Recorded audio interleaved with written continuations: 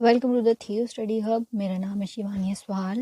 Unit 26 करेंगे। America शक्ति का परिवर्तनशील स्वरूप। अमेरिका के बारे में पढ़ना है आपको। ये रहा अमेरिका का झंडा, जिसमें ये देखना है कि अमेरिका इतना पावरफुल क्यों है, वो महाशक्ति कैसे बना, सारा मतलब अमेरिका की पावर के बारे में पढ़ना है। फिर नेक्स्ट चैप्टर चीन की पावर का पढ़ेंगे, ठीक है।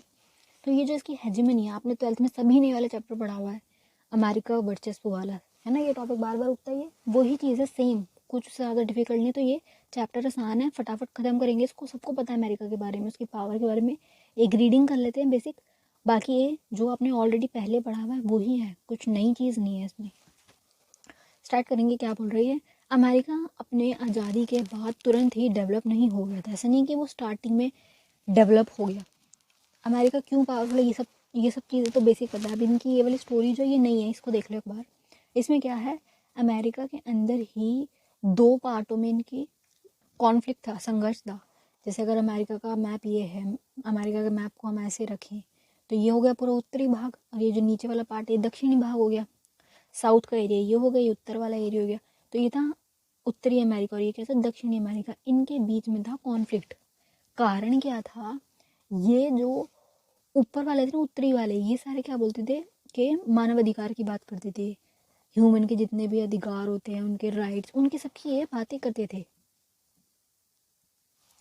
और जो दक्षिण वाले ना, जो नीचे वाला भाग है, ये क्या कह रहे थे कि जो ये काले लोग हैं, जो ये आश्वेत लोग हैं, इनके साथ जो ये दासता कही जा रही है, दास बना के इनको रखा जा रहा है, दास प्रथा जो चल रही है, ये ना सही है, ये गलत नहीं है।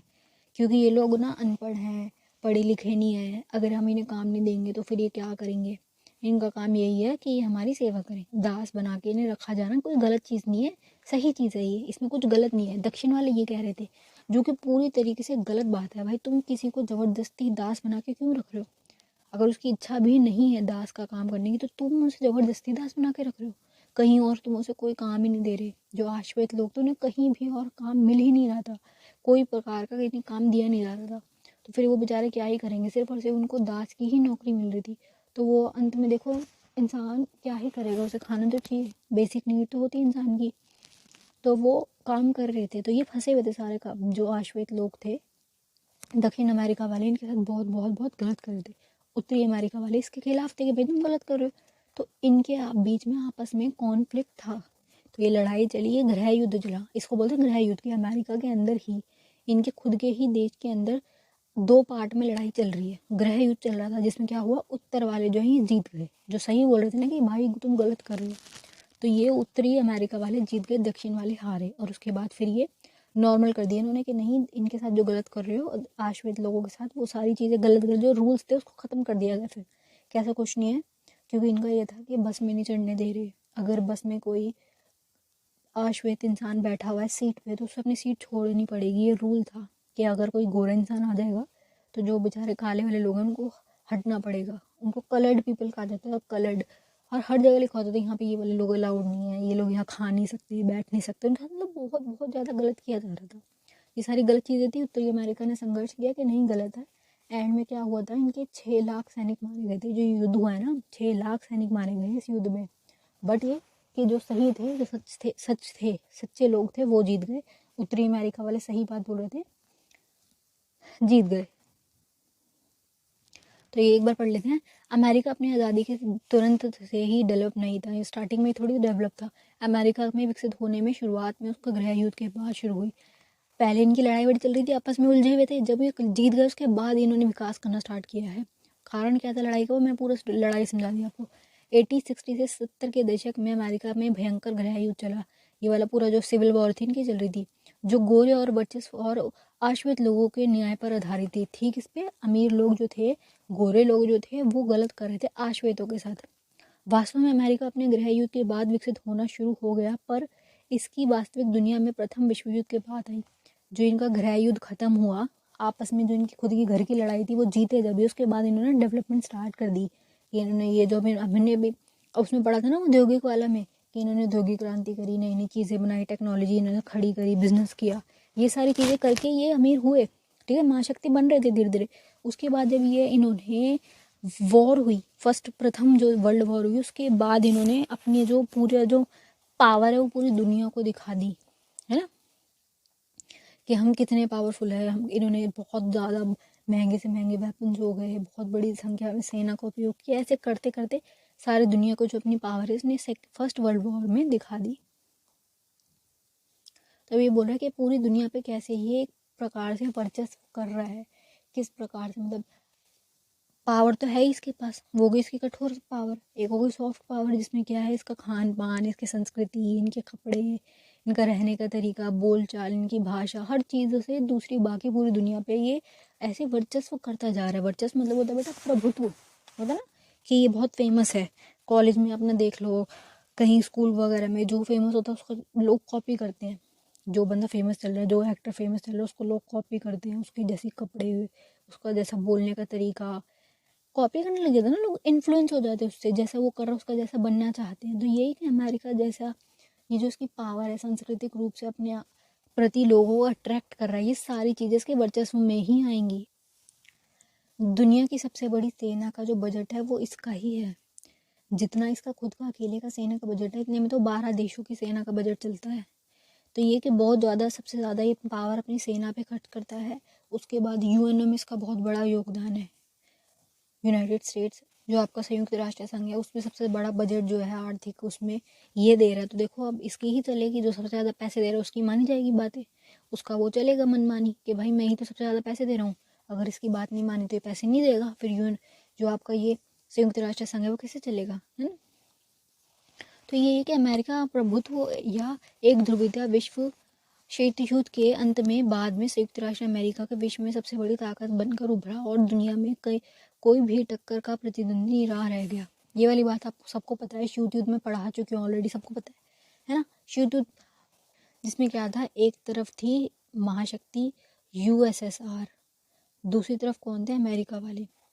दोनों के बीच लड़ाई चल रही थी, दोनों बराबरी के पे थे, टक्कर पे चल रहे थे, लेकिन क्या हुआ, यूएसएसआर का हो गया विघटन, हार गया वो 1990 के टाइम पर वो हार गया। क्यों, उसके पर्सनली दिक्कत चल रही थी, आर्थिक रूप से वो इतना कमज़ोर हो गया, उसकी सारी ही नीतियाँ गलत थी, गोरबाचेव की नीतियाँ गलत थी, बहुत सारी चीज़ें उसमें गलत गलत गलत होती गई, भ्रष्टाचार वाली सिचुएशन आ गई वहाँ पे। अंत में क्या हुआ, इसका विघटन हो गया, तो बचा कौन, सिर्फ अमेरिका। तो जैसे ही शीत युद्ध का अंत हुआ है और ये यूएसएसआर वाले, सोवियत संघ वाले हारे, तो अमेरिका ही तो बचा, इसने पूरी दुनिया पे कंट्रोल कर लिया। फिर सिर्फ एक और सिर्फ महाशक्ति जो बचा वो अमेरिका बन गया, और वो उभर के सामने आ गई। कोई भी इसका कॉम्पिटिटर बचा ही नहीं, क्योंकि वो और कोई देश इतना पावरफुल है ही नहीं। इस घटना के बाद के दौर में अमेरिका प्रभुत्व एकीकरण एक ध्रुवीयता विश्व में दौर में बदल गया। एक ध्रुवीयता का मतलब क्या होता है कि सिर्फ एक बंदे की ही पावर पूरे वर्ल्ड पर, जिसे क्या कहा जाएगा, एक ध्रुवीयता, ठीक है। अमेरिका वर्चस्व के कई कारण हैं, जिसमें से कुछ मुख्य ये हैं। देखो इसके जो ये वर्चस्व के कारण हैं ये क्या है, इनकी अर्थव्यवस्था दुनिया की सबसे बड़ी अर्थव्यवस्था में से एक है, बिगेस्ट अर्थव्यवस्था में इसका नाम आएगा, ठीक है, क्योंकि बहुत बहुत रिचेस्ट हैं ये, पहले से ही बहुत टाइम से हम काम करते आ रहे हैं, कभी ये किसी के गुलाम नहीं रहे, हमेशा ये स्वतंत्र रहे, किसी ने इनके साथ, हमारे साथ देखो 200 साल तक हम किसी के गुलाम रहे हैं, हमारे साथ कितना गलत हुआ है, 200 साल तक हमारा शोषण हुआ है ना। तो ये कभी किसी के गुलाम रहे ही नहीं है, इनका वो है ना स्टैचू ऑफ लिबर्टी, कि हम कभी किसी के गुलाम नहीं रहे, हम शुरू से ही आज़ाद रहे हैं। तो ये हमने बहुत पहले से ग्रो करते आ रहे हैं, ये काम करते आ रहे हैं, बिजनेस किया है इन्होंने, अमीर बने आए हैं, है ना। तो ये कि अमेरिका में विज्ञान, प्रौद्योगिकी, मीडिया, संगठन, इन सब चीज़ों का, वित्तीय बाजार में बहुत बहुत सी नवीनतम तकनीकों होती हैं, बहुत सारी नई नई टेक्नोलॉजीज ये बना रहे हैं, नई चीज़ें करते रहना, चीज़ों को बेहतर करना, उनमें सुधार करना, ये सारी चीज़ें उन्होंने किया है जो दुनिया भर में उपलब्ध नहीं है। जो टेक्नोलॉजी इनके पास है वो सबके पास थोड़ी ना है ना। ये लगातार बहुत हाई लेवल पे काम कर रहे हैं, दूसरी दुनिया अभी तक जो आज से 10 साल पहले इन्होंने करके छोड़ दिया उसके बारे में सोच रही है कि हम ये कैसे करें, है ना। अमेरिका में विश्वसनीय उच्च शिक्षा व्यवस्था है, मतलब इनके पास हाई लेवल वाली जो शिक्षा व्यवस्था है ना बहुत बहुत अच्छी है, जो कि बहुत अच्छी बात है। देखो देश डेवलप कैसे होता है, पहले तो उसकी शिक्षा व्यवस्था अच्छी हो, है ना। सबसे ज़्यादा अगर इम्पोर्टेंट कुछ देखो तो ये ही है, पढ़ाई से ज़्यादा इम्पोर्टेंट क्या ही हो सकता है। शिक्षा व्यवस्था इनकी उच्च लेवल की है, जो विश्वविद्यालय और शोध संस्थानों के लिए अत्यंत महत्वपूर्ण होती है। कॉलेजेस वगैरह हो गए, शोध संस्थान हो गए, मतलब सर्वे वाले जो हो गए, उन सब के लिए। अमेरिका में समाज, संस्कृति और आधुनिक तथा अत्यधिक मान्य होती है, जो कि दुनिया भर पर प्रभावित होती है। अमेरिका वालों का जो समाज है, उनकी जो संस्कृति है, उनकी आधुनिकता है, जो भी चीज़ें ना पूरी दुनिया के ऊपर इफ़ेक्ट डालती हैं, इनका रहन सहन, इनका खाना, इनकी लैंग्वेज, इंग्लिश के बारे में सबको पता है कितनी फेमस है, पॉपुलर है, ये सारी चीज़ें प्रभाव डालती हैं। ठीक है। अमेरिका में बहुत से बड़े व्यापारिक उद्योग होते हैं जो उत्पादन, वित्तीय सेवाएं, तकनीकी विकास, संचार के क्षेत्र में काम करते हैं, हाई लेवल वाली मतलब बिजनेस वगैरह सब कुछ। ठीक है।